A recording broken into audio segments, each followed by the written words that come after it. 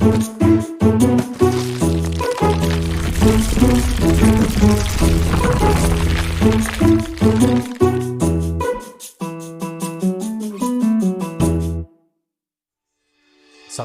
warahmatullahi wabarakatuh.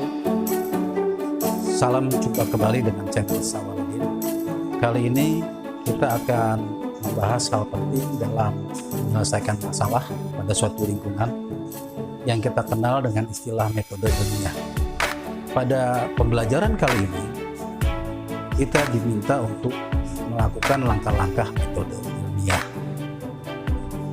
Langkah-langkah metode ilmiah itu ada 7. Yang pertama adalah rumusan masalah yang kita peroleh dari fenomena yang terjadi di lingkungan atau gejala-gejala alam yang terjadi di lingkungan. Yang kedua adalah mengumpulkan informasi.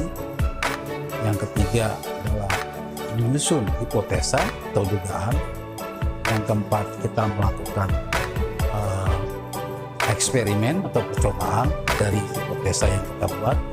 Kemudian yang kelima, kita mengevaluasi data dan eksperimen yang kita buat. Yang keenam, kita membuat kesimpulan. Dan yang ketujuh, kita mengkomunikasikan hasil kesimpulan yang kita peroleh. Nah, contoh yang paling baik yang pernah saya tahu adalah metode ilmiah yang dilakukan oleh Lafrance dalam menemukan penyebab dari malaria. Bagaimana Lafrance melakukan metode ilmiah dalam menemukan penyebab malaria? Inilah langkah-langkah yang dilakukan. Yang pertama, Lafrance menemukan adanya peristiwa di Afrika, orang menggigil kemudian meninggal, dari 1 orang, 2 orang, dan seterusnya, seperti yang gambar ini. Kemudian Lafrance mencoba mengumpulkan data yang diambil dari darah. Dia mengambil informasi, mencari informasi dengan mengambil sampel darah, terutama darah merah yang diambil. Kemudian diamati, ditemukanlah dari informasi itu data yang mana di dalam eritrosit atau sel darah merah orang yang meninggal itu ada bentuk seperti cincin. Kemudian Charles Lafrance membuat suatu hipotesa bahwa penyebab daripada orang yang menggigil kemudian meninggal adalah bentuk cincin seperti yang ada di gambar ini. Bentuk cincin yang ada di dalam sel darah merah. Selanjutnya Charles Lafrance melakukan eksperimen atau melakukan percobaan. Bentuk cincin yang ada dalam sel darah merah yang ditemukan disuntikan ke dalam tubuh orang yang sehat. Kemudian di dalam tubuh orang yang sehat itu terbentuklah peristiwa seperti yang terjadi pada orang yang meninggal. Nah, setelah disuntik, orang-orang sehat dengan memasukkan bentuk cincin ke dalam tubuhnya, orang tersebut mengalami gejala yang sama dengan orang yang sudah meninggal, yang diawali dari menggigil terlebih dahulu.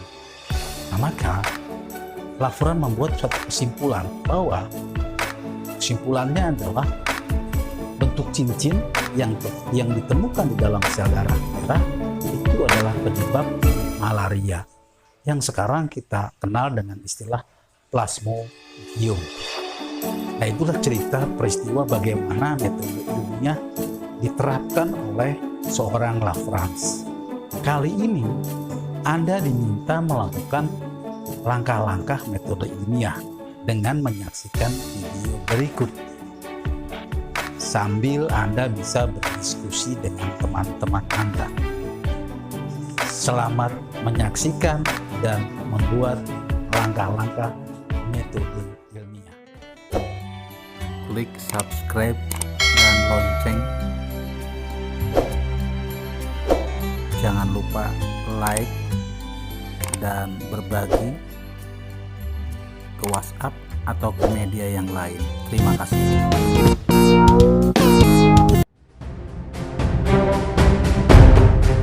Pemerintah Tiongkok akhirnya bersikap tegas dengan mengisolasi kota Wuhan, kota besar dengan populasi lebih dari 10 juta jiwa tersebut. Selain menutup, pemerintah juga menghentikan akses transportasi publik dari dan menuju kota Wuhan.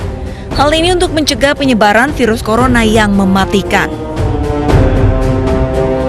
Tindakan darurat dilakukan bertujuan untuk mengontrol dengan ketat daerah yang menjadi sumber wabah tersebut. 依据《中华人民共和国传染病防治法》来做的，也就是当地政府在这样的特定条件下可以这样来管控。第二，因为现在我们看到的离开武汉的病例，通通是从武汉来的，也就是说这些病例和武汉都有关系。那么我们这样的措施就是要把从武汉输出去的病例控制到0，也就是说没有任何病例再向武汉以外的地方输出，这个非常非常重要。如果武汉这个传染源头得到了控制，那么全国其他地区可能就不会有新的病例的发生。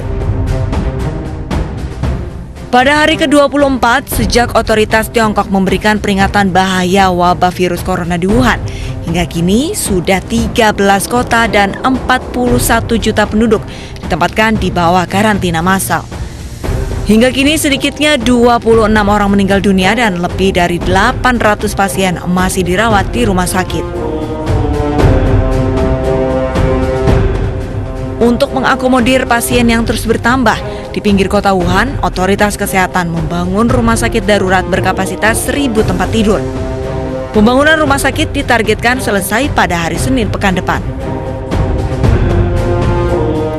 Wabah corona merambat jelang Imlek yang biasanya ditandai dengan tradisi pulang kampung. Peristiwa tahunan yang sering dijuluki sebagai migrasi manusia terbesar di dunia ini mempersulit upaya otoritas Tiongkok memasung penyebaran virus tersebut.